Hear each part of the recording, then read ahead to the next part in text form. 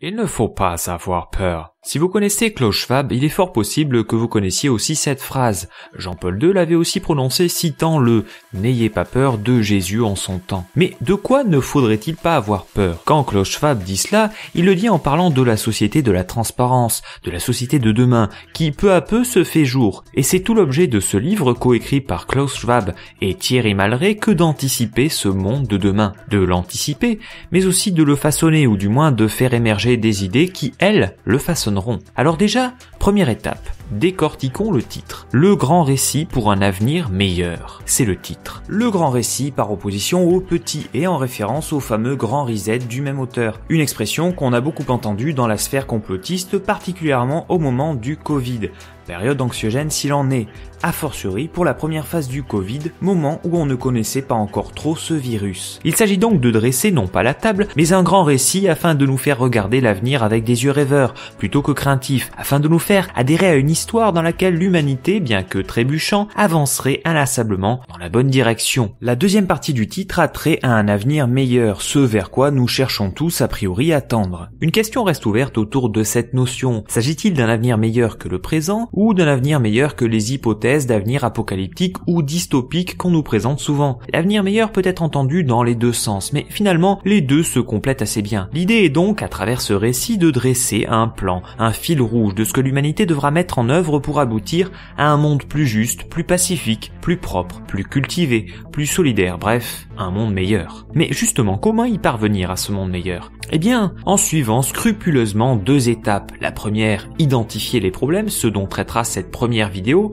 La deuxième, trouver des solutions et surtout les appliquer. Et ça, je suis sûr que vous l'aurez deviné, nous en parlerons dans une seconde vidéo. Les problèmes que nous allons évoquer concerneront 5 grands domaines. L'économie, l'environnement, la géopolitique, la société et enfin la technologie. Je vous propose donc de suivre le plan du livre et les sous-parties qui composent chacun de ces domaines. Mais avant cela, revenons sur deux notions clés pour nos deux auteurs. La complexité du monde contemporain et sa vitesse d'évolution. Nous vivons dans un monde complexe et même peut-être de plus en plus complexe, de l'aveu même de nos dirigeants souvent dépassés par l'ampleur des conséquences de leurs décisions. Lors des conversations que les co-auteurs ont pu avoir avec des décideurs afin de rédiger ce livre, ceux-ci leur ont régulièrement avoué être un peu perdus et ne pas vraiment savoir ce qui se passe. Qui peut en effet aujourd'hui prétendre tout comprendre du monde dans lequel nous vivons? Le monde est un système complexe. Le propre des systèmes complexes tient au fait qu'il n'y a pas toujours de lien de causalité évident,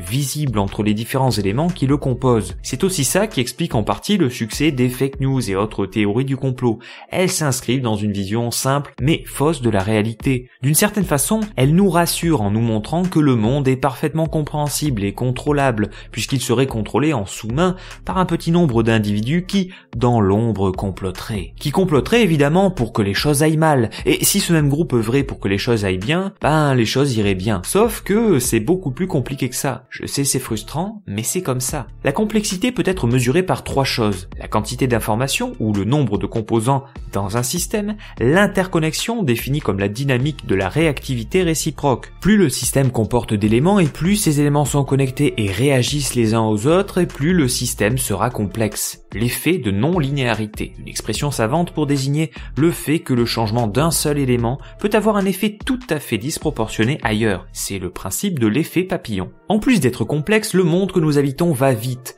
de plus en plus vite même. Et comme le dit Alan Grant dans Jurassic Park, nous courons tous pour le rattraper. Ceci est d'autant plus vrai depuis l'arrivée d'Internet qui fait circuler l'information bien plus rapidement. Pensez donc que plus de 60% de la population mondiale est désormais en ligne contre 42% en 2015 et moins de 8% il y a 20 ans de cela. À la fin de l'année 2021, plus de 80% de la population mondiale disposera d'un smartphone. Et ce smartphone nous permet de tout filmer, de tout photographier et d'échanger sur les réseaux sociaux. Songez un peu au temps que mettaient jadis les messages pour parcourir de grandes distances. Nous vivons aujourd'hui dans l'ère de l'instantanéité. Nous vivons ainsi avec ce sentiment que le rythme de la vie ne cesse de s'accélérer. Peut-être partagez-vous aussi ce sentiment. Plus je vieillis et plus je goûte combien le temps est précieux. Pour ces auteurs, le temps est donc devenu une véritable ressource. Le temps, c'est littéralement de l'argent. Et imaginez que plus le temps passe vite, plus il est précieux. Saviez-vous que des études montraient que dans les villes, les piétons riches marchaient plus vite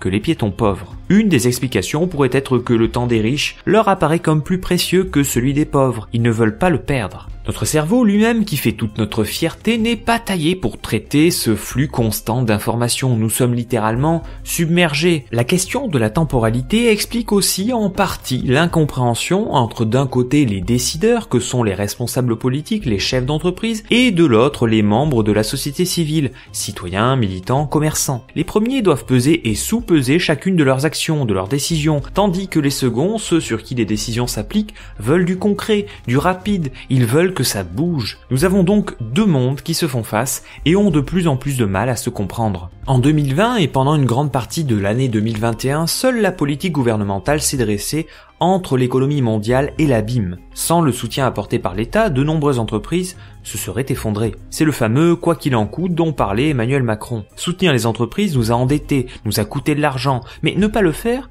nous en eût coûté beaucoup plus. La pandémie est venue remettre en question les certitudes économiques que nous pouvions avoir. C'est elle qui a décidé de nombreux responsables politiques, et notamment les Allemands, pourtant très à cheval sur l'orthodoxie budgétaire, à abandonner l'austérité et à dépenser de grandes sommes pour sortir de la pandémie, ou ne serait-ce que pour éviter que tout ne s'effondrât. A contrario, dans les pays émergents, le soutien monétaire et fiscal a été beaucoup plus limité, voire inexistant, car ceux-ci ne peuvent se risquer à mettre en œuvre des politiques expansionnistes sans, dans le même temps, fragiliser leur monnaie et générer de l'inflation. Ces pays se trouvent ainsi dans une situation économique très compliquée. La pandémie du Covid est donc venue rebattre les cartes et nous fait considérer l'économie sous un jour nouveau. Oui, il y aura bien un avant et un après Covid, au moins dans le domaine économique. Et nos auteurs d'enchaîner sur une analyse de la situation économique actuelle en commençant par une critique du PIB. Le PIB, ou PIB, pour produit intérieur brut, est un instrument de mesure de la richesse largement perfectible. Comme le soulignent nos auteurs, il est désormais quasi universellement reconnu qu'il ne rend pas compte des sujets les plus importants. L'action en faveur du climat,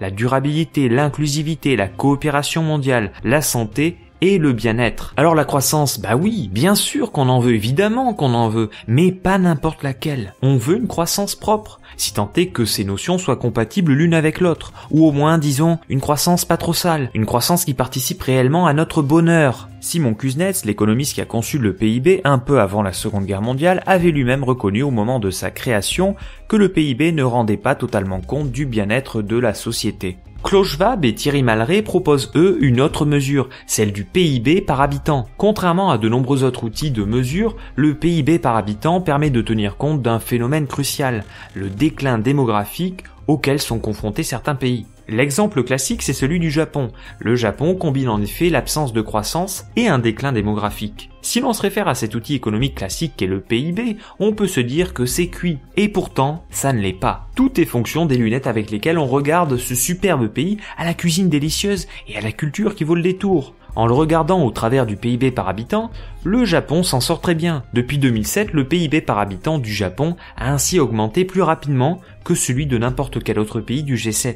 Le PIB par habitant possède en outre l'avantage d'être mieux corrélé à un certain nombre de mesures traduisant le bien-être d'une population, espérance de vie, mortalité infantile, niveau de pauvreté et niveau de corruption. Autre constat, la dette ne cesse d'augmenter et atteint des niveaux stratosphériques, ce qui soulève deux questions. Quand cela s'arrêtera-t-il ? C'est-à-dire quand est-ce que les marchés financiers s'inquiéteront de la situation et y mettront le holà, si tant est qu'ils ne s'en inquiètent pas déjà, si tant est qu'ils ne se disent pas, non sans un certain cynisme, après moi le déluge, profitons de cette bulle tant qu'elle existe et avant qu'elle n'explose, mais au moins d'ici là, nous aurons joui. La deuxième question consiste à se demander à quoi sert la dette. Si la dette sert à éviter l'effondrement de la société ou à acquérir des biens qui dureront des décennies et rempliront des fonctions utiles à tous, a priori, c'est de la bonne dette. Si, à contrario, nous nous endettons pour maintenir la paix sociale et nous dispenser par ailleurs de faire des réformes nécessaires mais douloureuses, nous avons affaire là à de la mauvaise dette. Comme il y a le bon chasseur et le mauvais,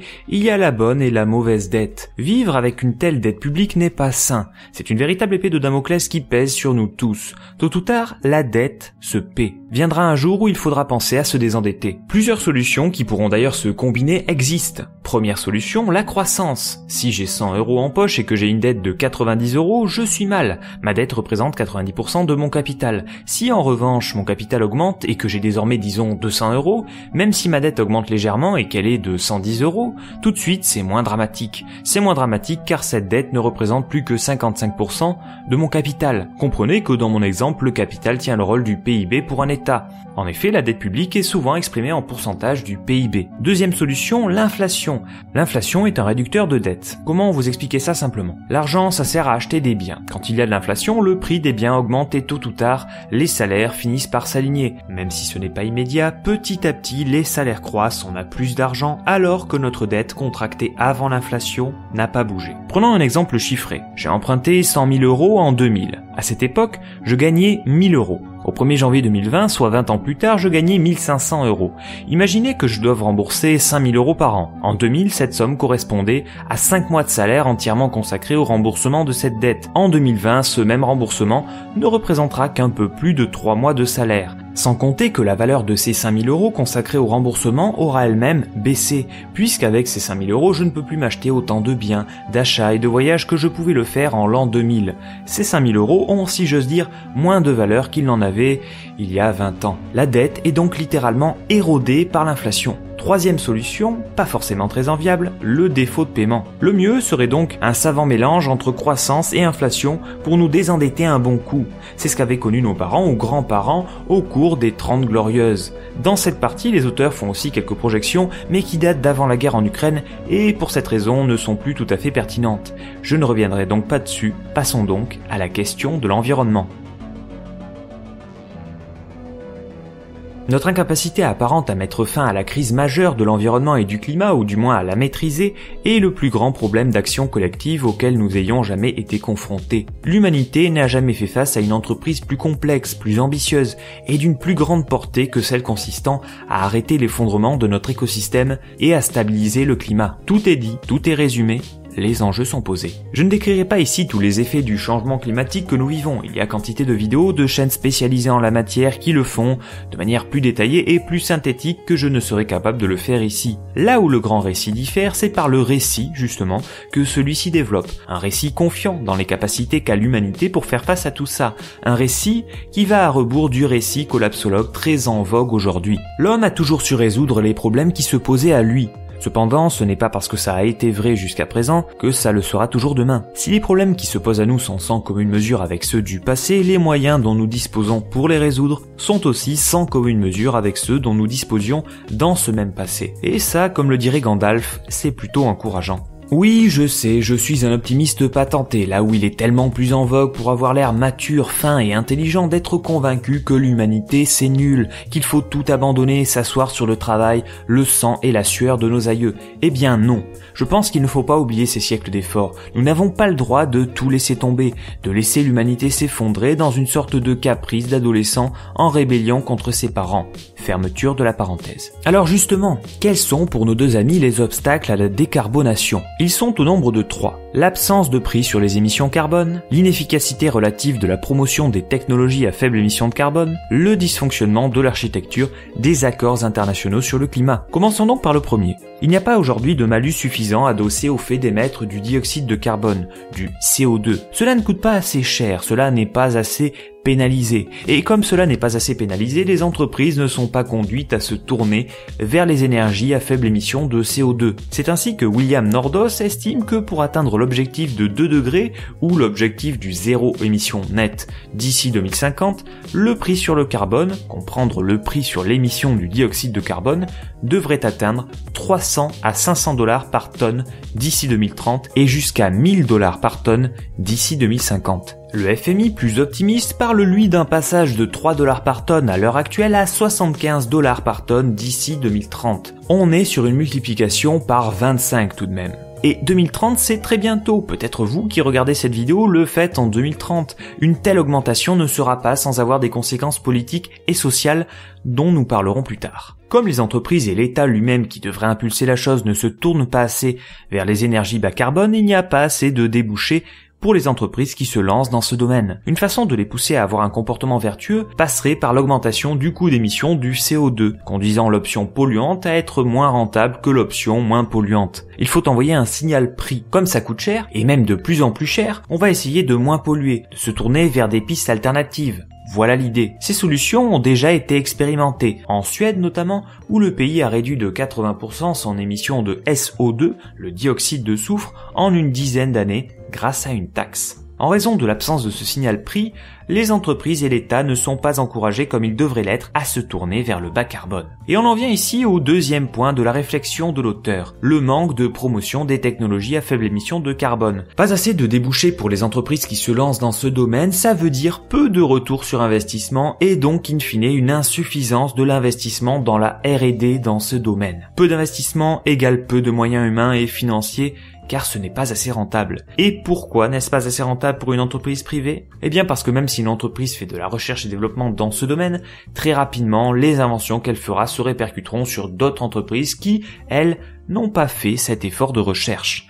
Dès lors, quelle est la seule entité qui peut court-circuiter ce raisonnement ? Quelle est la seule entité qui n'est pas mue par la loi du bénéfice ? L'État. C'est donc à l'État de financer la recherche dans ce domaine, et c'est ce qu'il fait, mais ce qu'il ne fait que trop peu. Les chiffres valent souvent mieux que les mots. En 2019, le gouvernement américain a investi 60 milliards de dollars en recherche et développement sur les systèmes militaires, quand il investissait seulement 2 milliards sur les énergies avancées et les énergies renouvelables.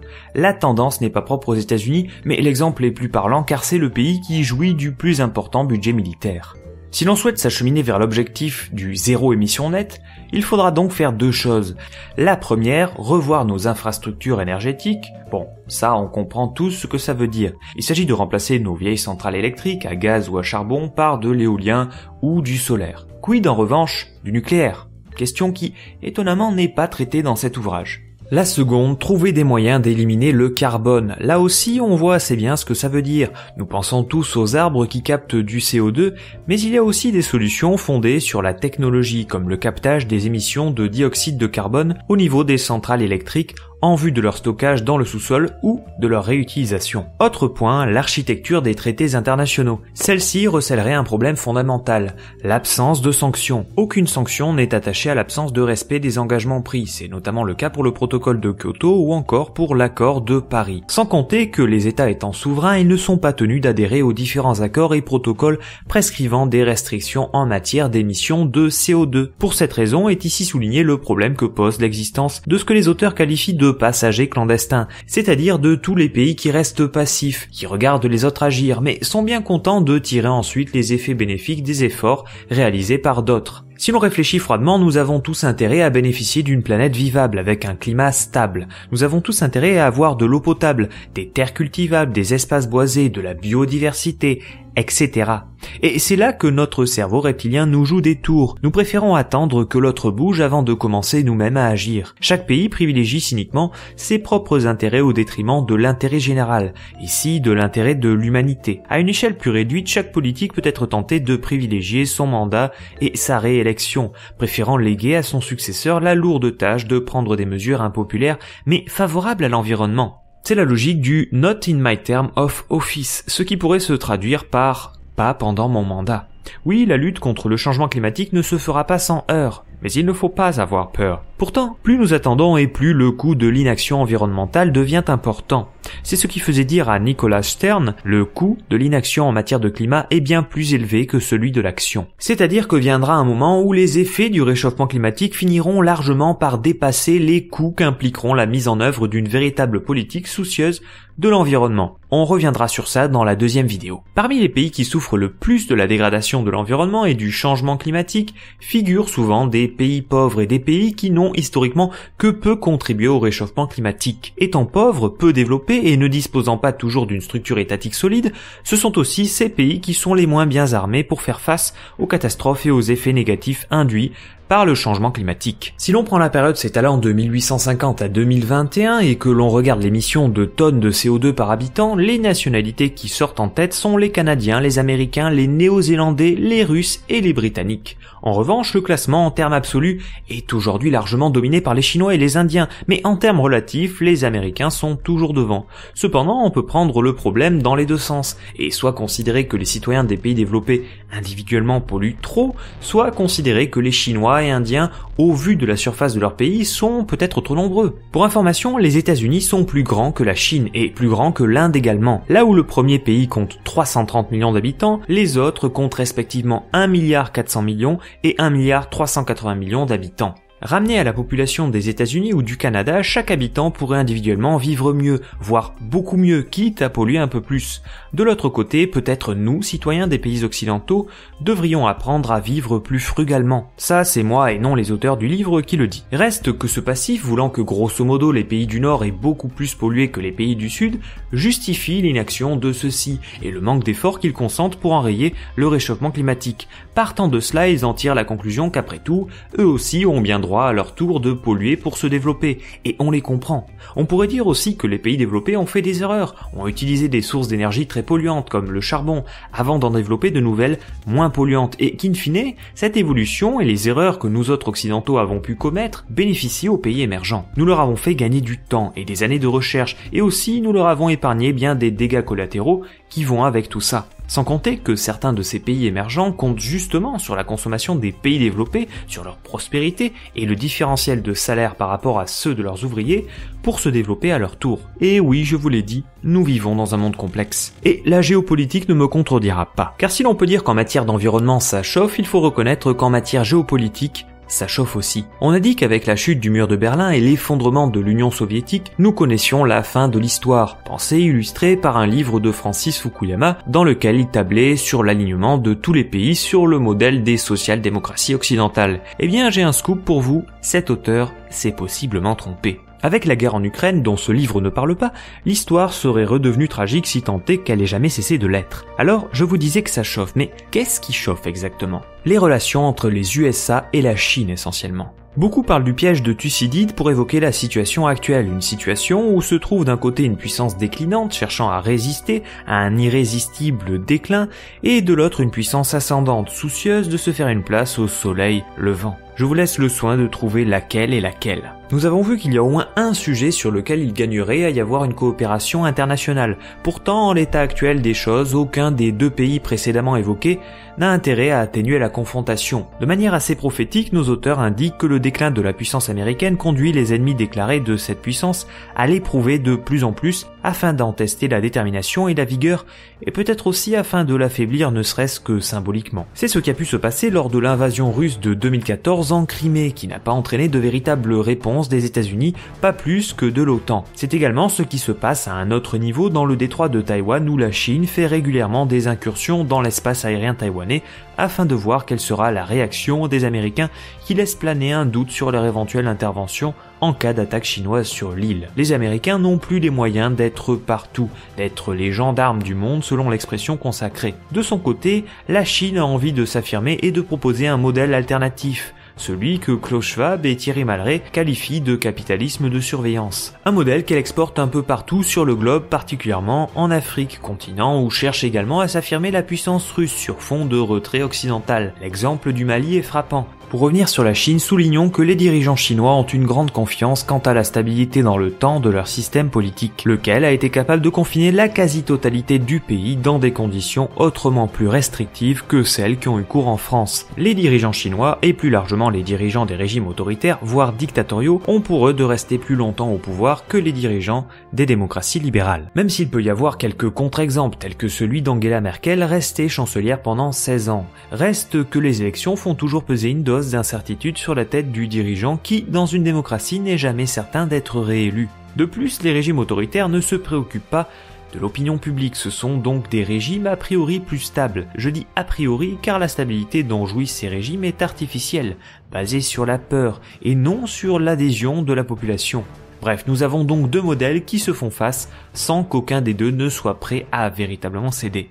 Le monde n'est pas juste, il est grévé de quantité d'inégalités entre les pays, mais également au sein même des pays. C'est ce qui faisait dire au secrétaire général des Nations Unies, Antonio Guterres, que les inégalités définissent notre époque. Malheureusement, le Covid a exacerbé les inégalités existantes. Nous avons vu en effet que les professions indispensables, celles qui nous permettaient de rester tranquillement confinés et de regarder moult séries sur Netflix, sont aussi souvent celles qui sont les moins bien rémunérées et les moins mises en valeur au sein de nos sociétés. Souvenez-vous qu'il fut un temps où religieusement à 20h, nous applaudissions le personnel soignant. L'entendait-il ? pas sûr. Alors on peut se dire que, fort de ce constat, ça y est, on s'est réveillé et décidé à mieux rémunérer, mais pas que, à mieux reconnaître aussi toutes ces professions. Je vous laisse le soin d'y apporter une réponse. Un profond sentiment d'injustice envahit une grande partie du monde. Une vérité s'impose, il est quasiment impossible pour ceux qui sont nés pauvres et qui disposent d'un faible capital social de gravir l'échelle. L'ascenseur social est en panne. Pourtant, comme le fait remarquer Branko Milanovic, un individu qui a très bien étudié les inégalités à l'échelle mondiale, les inégalités dans le monde ont tendance à diminuer depuis le milieu ou la fin des années 90. À l'échelle mondiale, ce phénomène s'explique par la forte croissance des pays asiatiques, particulièrement de la Chine et de l'Inde. Cependant, si l'on s'intéresse aux écarts de revenus au sein même de ces pays et même au sein du monde, ceux-ci n'ont cessé de croître. Branko Milanovic nous explique que ceci est normal dès lors qu'il y a une croissance du PIB. Il prend notamment l'exemple des États-Unis, dont les écarts de revenus aujourd'hui sont beaucoup plus importants qu'ils ne l'étaient du temps de l'esclavage. Et pourtant, difficile de parler d'un système plus inégalitaire que celui de l'esclavage. Les écarts de revenus ne constituent donc pas l'alpha et l'oméga en matière de mesure des inégalités. En revanche, on constate bien qu'une fraction toujours plus réduite d'individus détient une part toujours plus grande des richesses et que, lorsque croissance il y a, les richesses nouvellement produites sont captées beaucoup plus par cette fraction réduite d'individus. Vous trouvez ça un peu chiant ? Moi aussi, mais des fois on est obligé de rentrer dans les détails. Les auteurs font ici une remarque intéressante en soulignant qu'il existe un truc qui s'appelle Internet. Et Internet enregistre tout et nous donne accès très facilement à quantité d'informations. Souvenez-vous de l'affaire dite du homard de François de Rugy, qui l'a conduit tout de même à démissionner. Il y a fort à parier qu'avant l'avènement d'Internet, Monsieur de Rugy n'eût pas eu à démissionner. Internet montre donc ce qui autrefois n'était pas visible. Ce faisant, Internet participe de ce sentiment d'injustice tantôt justifié, tantôt non justifié. Et tout ceci met en péril ce que nous appelons le contrat social, c'est-à-dire cette colle qui unit toute la société. J'accepte de me soumettre aux règles de la société car j'ai à gagner au maintien de la société. Cette société, à laquelle je consens par le fait que je me soumets à ces règles, me porte bel et bien quelque chose. Aujourd'hui, bien plus qu'avant, nous doutons de la véracité de la parole politique, de l'efficacité même de la politique et par conséquent, de la nécessité de voter, d'où les taux d'abstention que nous connaissons et qui ne cessent d'augmenter. Et il est à présent et enfin temps de parler de technologie. Sans grande originalité sur ce sujet, on nous explique ici que la technologie revêt un caractère ambivalent. On peut tour à tour la voir comme une solution ou comme un problème. De ce côté-là, notre vision de la technologie, ou plutôt des technologies, est largement influencée par la façon dont elle est dépeinte dans les œuvres de fiction que nous regardons, et les auteurs de prendre l'exemple du film Terminator de James Cameron, qui est à l'origine chez beaucoup d'une vision assez négative, voire même très négative de l'intelligence artificielle. A contrario, on trouve dans la société japonaise une vision plutôt optimiste concernant l'intelligence artificielle.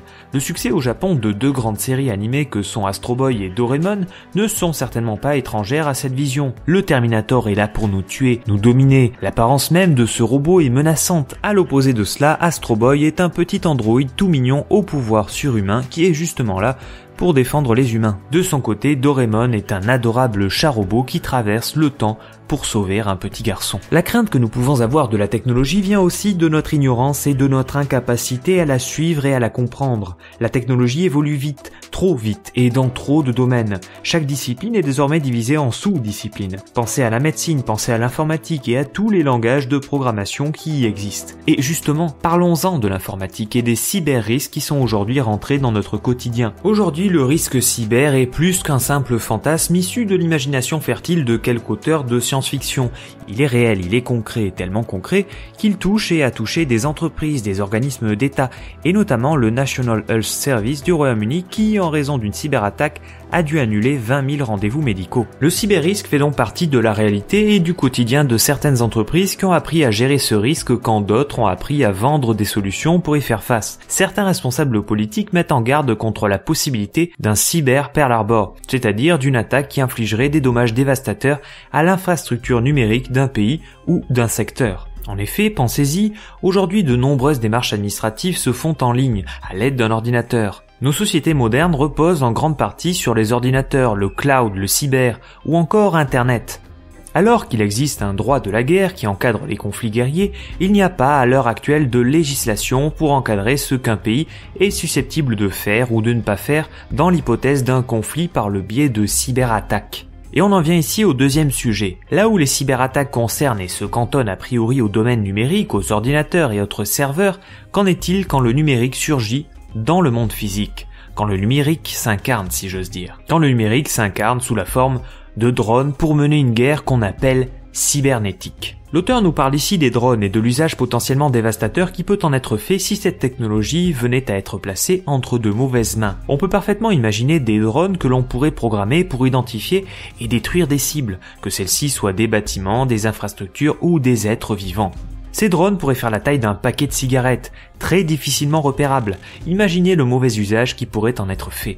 Les drones ont donc, tout comme les cyberattaques, connu eux aussi un développement très important sans pour autant qu'une législation internationale ne se mette en place visant à en limiter leur prolifération. Pourquoi ? Parce que contrairement aux armes conventionnelles telles que les armes nucléaires, les drones sont insaisissables. Ils ne font pas peur, ou du moins pas assez. Ça risque tout de même de changer avec la guerre en Ukraine. Le livre ayant été écrit avant, il n'en fait pas mention. Et passons enfin à la fin. Ah, la biologie. En voilà une science intéressante et en plein boom. Et ce ne sont ni Klaus Schwab, ni Thierry Malray qui me contrediront. Eux qui commencent ce passage traitant de la biologie en nous expliquant que si le 19e siècle était celui de la chimie, le 20e celui de la physique, le 21e, lui, sera celui de la biologie. Nous sommes à l'aube d'un monde nouveau, un monde rénové, retravaillé, redessiné grâce à la biologie du 21e siècle. La période de crise que nous avons connue, celle du Covid-19, a fait émerger une technologie dont la plupart d'entre nous ignorions l'existence. Celle des vaccins à ARN messager. C'est d'ailleurs le propre des périodes de crise que de susciter l'innovation,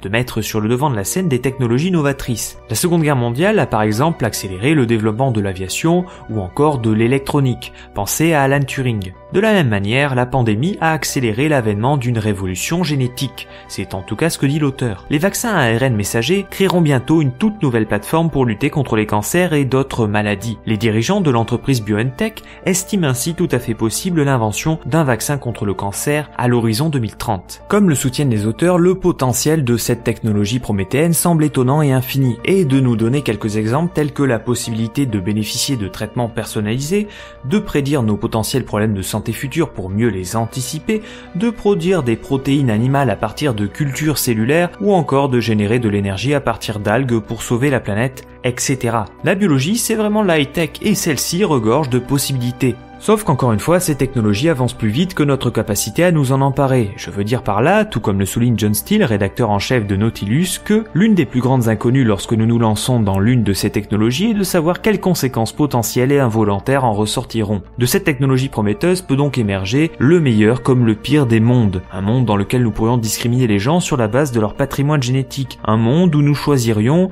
de ne soigner, de ne sauver que ceux que nous considérons comme socialement utiles. Et j'espère bien faire partie de cela. Merci donc de mettre un pouce bleu et un commentaire pour signifier à YouTube que ma chaîne est socialement utile. Plus sérieusement, j'espère que cette vidéo vous aura plu et vous invite à voir la suivante ou n'importe quelle autre vidéo de ma chaîne.